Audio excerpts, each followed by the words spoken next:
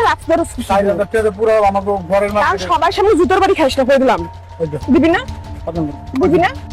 ঈদের আর মাত্র কয়েকদিন বাকি, তাই তো স্ত্রীকে নিয়ে কেনাকাটা করতে বেরিয়েছেন এক স্বামী। প্রথমে স্ত্রীর পছন্দের একটি দোকানে ঢোকেন তারা, কিন্তু দৃশ্যপট বদলে যায় তখনই যখন স্ত্রীর পছন্দ হয় 4,000 টাকা দামের একটি 3 পিস, কিন্তু তা কিনে দিতে অক্ষম স্বামী, কারণ তার কাছে এত পরিমাণ টাকা নেই। মুহূর্তে বদলে গেল দৃশ্যপট। স্ত্রী চিৎকার করে বলতে লাগলেন তার এটি লাগবে এবং এই 3 পিস কিনে দিতে হবে।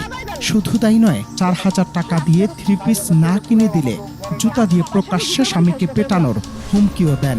যে কথা সে কাজ। স্বামী যখন বললেন পারবেন না, তখনই নিজের পায়ের জুতা খুলে স্বামীকে মারতে থাকেন স্ত্রী, আর চুপচাপ দাঁড়িয়ে এসব সহ্য করছেন স্বামী। শুনতে একেবারে অবাস্তব মনে হলেও সত্যি।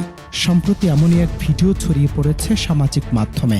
ভিডিও দৃশ্যপট বিশ্লেষণ করলে দেখা যায় একটি দোকানে স্ত্রীর 4,000 টাকা দামের একটি 3 পিস পছন্দ হয়, কিন্তু মধ্যবিত্ত স্বামীর পকেটে সেই পরিমাণ টাকা না থাকায় তিনি পোশাকটি কিনে দিতে অপারগতা প্রকাশ করেন, আর তাতে মুহূর্তের মধ্যে বদলে যায় দৃশ্যপট। ক্ষোভে ফেটে পড়ে সবার সামনে চিৎকার করেন স্ত্রী এবং এক পর্যায়ে নিজের পায়ের জুতা খুলে স্বামীকে প্রকাশ্যে পেটাতে শুরু করেন। হাজারো মানুষের সামনে এমন লাঞ্ছনা সহ্য করেও সে হতভাগ্য স্বামী শান্তভাবে স্ত্রীকে বুঝিয়ে পরিস্থিতি সামাল দেওয়ার চেষ্টা করেছিলেন, যা দেখে প্রত্যক্ষদর্শীদের মাঝে তৈরি হয় মিশ্র প্রতিক্রিয়া। ভিডিওটি ভাইরাল হওয়ার পর থেকে নেটিজেনদের মাঝে বইছে বিতর্কের ঝড়।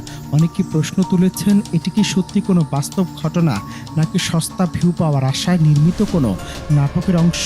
ভিডিওর সত্যতা এখনও নিশ্চিতভাবে জানা না গেলেও এর ভেতরের বার্তাটি অত্যন্ত গভীর।